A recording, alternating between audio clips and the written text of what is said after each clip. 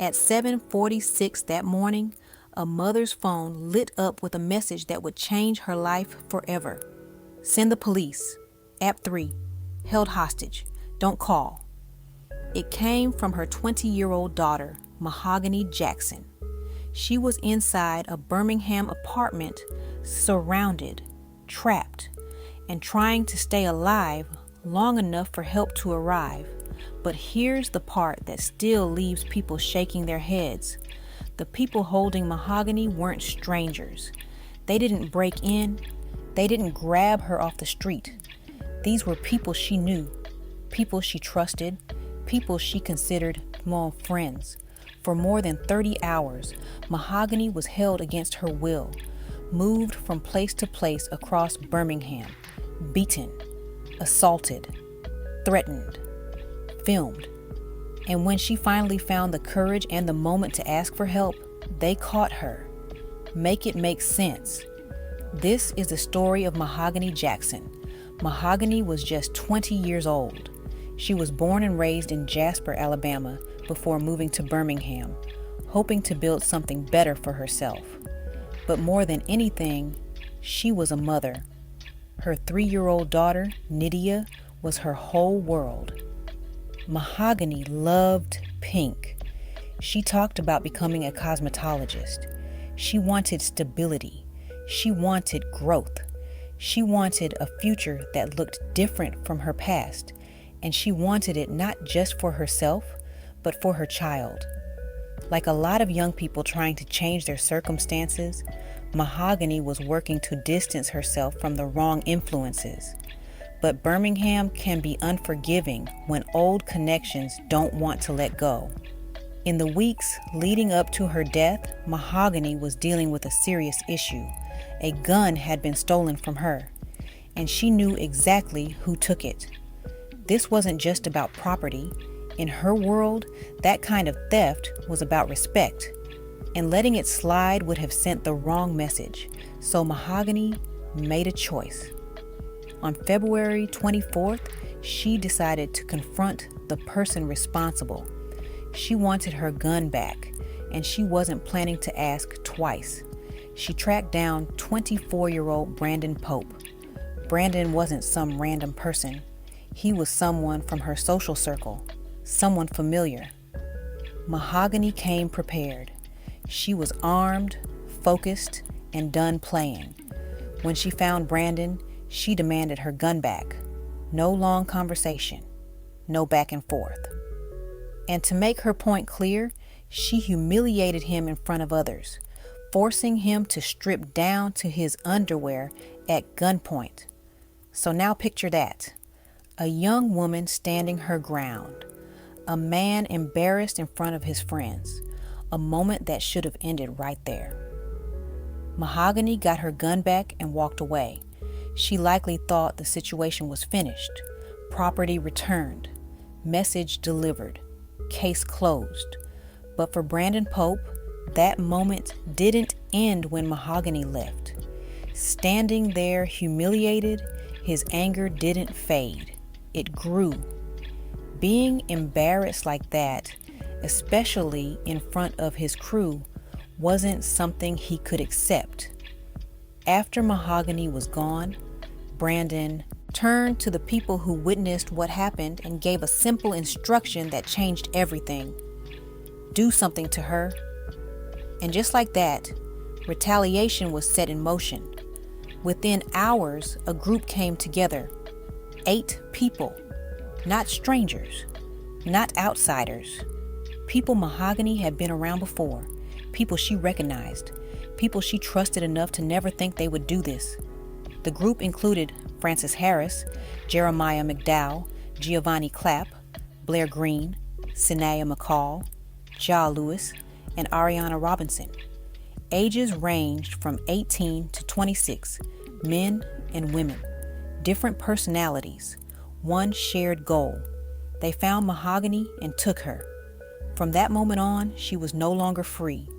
Over the next 30 hours, Mahogany was moved from one location to another across Birmingham. Apartments, vehicles, different rooms. Each move meant the abuse continued. She was beaten repeatedly, sexually assaulted, threatened, degraded, told she was going to die, then told she wouldn't, then told nothing at all. They played with her hope, and as if the violence wasn't enough, they recorded it. Phones came out, videos were made. They documented their own crimes without hesitation. Let me tell you something. This wasn't people panicking. This wasn't fear. This was confidence. They believed they could do whatever they wanted. As the hours passed, the cruelty escalated. The group fed off each other. One act led to another. Mahogany was no longer treated like a person. She became something to control, something to punish. Still, she didn't give up. Even after more than a day of torture, Mahogany was looking for a way out. And on the morning of February 25th, she saw one small opening. At 7:46 a.m., she managed to get to her phone. She typed a message as quickly and quietly as she could. Send the police. App 3. Held hostage. Don't call. She sent it to her mother and waited. Back home, her mother, Gail, saw the message and froze. No parent is prepared to read something like that. She didn't hesitate. She called 911 immediately. Police rushed to the Serenity Apartments on Serenity Drive. Officers went straight to apartment 3, expecting to find a young woman fighting for her life. But when they entered, the apartment was empty. Mahogany was gone. The group had already moved her again. And when they realized Mahogany had sent that message, everything changed. The captors found the text, and their anger escalated. They forced Mahogany to unlock her phone and give them her passcode. They wanted access to her contacts, her messages, her social media. They told her if she cooperated, she could live. They promised they would let her go. Mahogany, desperate and exhausted, did what they asked.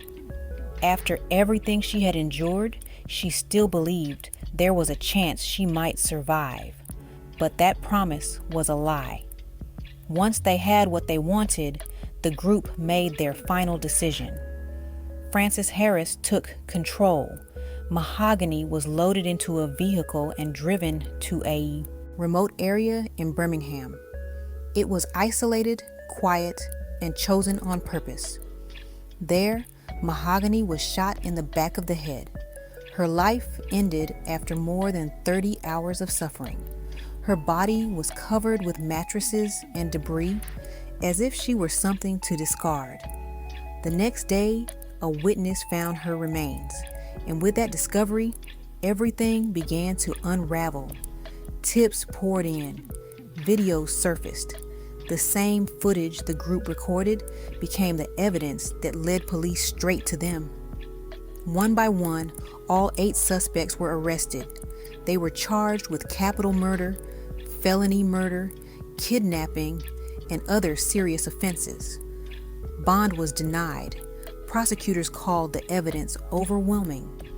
Even as some charges were later adjusted during court proceedings, the core facts remained unchanged. Saddest of all, they were made public by the suspect's decision to videotape portions of this horrific act.